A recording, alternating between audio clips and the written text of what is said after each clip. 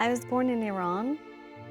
I was a very thoughtful, serious child, and I grew up believing that all faiths were more or less the same. It was a man-made thing, it answered our needs, and I just wasn't one of those people who needed it.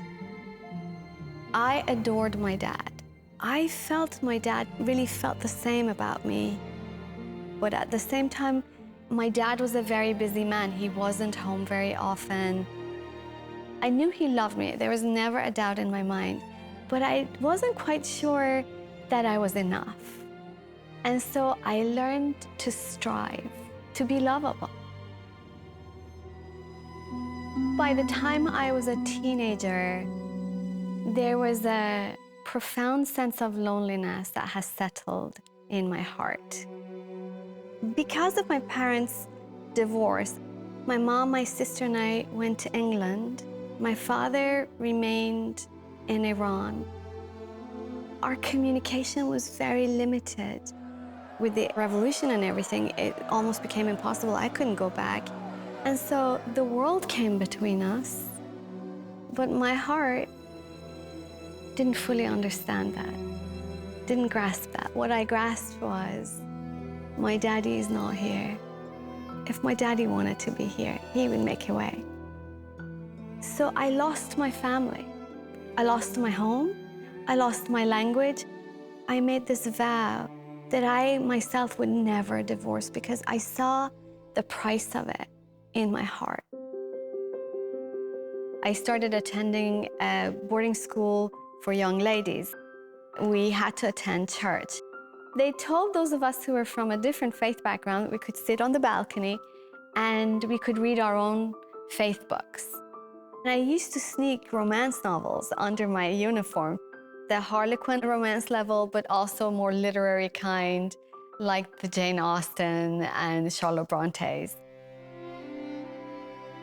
That ultimate story about a person who's rejected from childhood for no fault of her own, and someone admired by everybody else, someone recognized as mighty and good, finally looks at her and sees her worth. That was the story my heart was hungry for. It was all responding to this need, to this core need for someone to see me exactly as I was and still love me and absolutely and utterly find me worthy, worthy of pursuit, worthy of love. I met a young man and we fell in love. Some 21-year-olds are quite mature. That wasn't us. Within a few years, you could see the cracks in our maturity reflected in our marriage. When that marriage essentially ended, I came into a very dark place.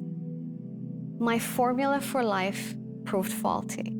If I was good enough, if I was smart enough, if I worked hard enough, if I was enough, that then I could be happy. And that hadn't worked. I had a dream about Jesus one night. And what's really amazing about that dream is the only time I went to church really was those years when I was in boarding school. I never heard the gospel. I never read the Bible. But this is the thing. I knew he was the Son of God.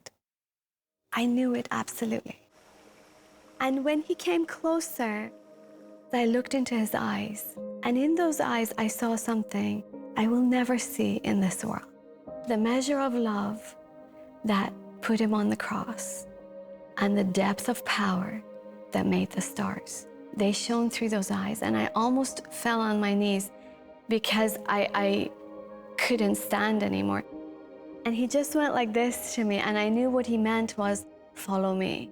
And he wasn't just saying, follow me a few steps. He was saying, follow me. And I would have done anything. I woke up from the dream, not a Christian. I still didn't really know what the gospel was. Jesus himself hadn't told me the gospel. But I woke up with an unshakable peace. Very quickly after that, the Lord surrounded me with Christians. They all invited me to church. They invited me to Bible study. And for the first time in my life, I began to hear the gospel, read the Bible, and I thought, what's all this?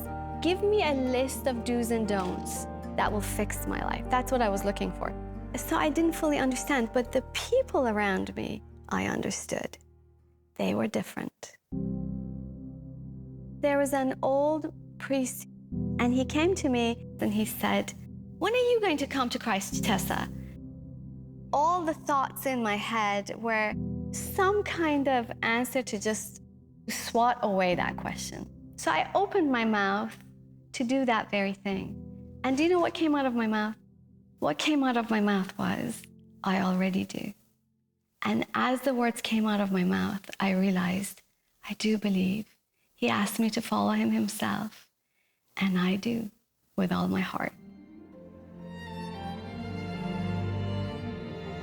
God, he is someone greater than other men. He is the King of Kings. He pursues us. He was the one who saw me, this faulty, average, fallen young girl, and he set his affections on me. My worth isn't in what I do. My worth is that Jesus calls me his beloved.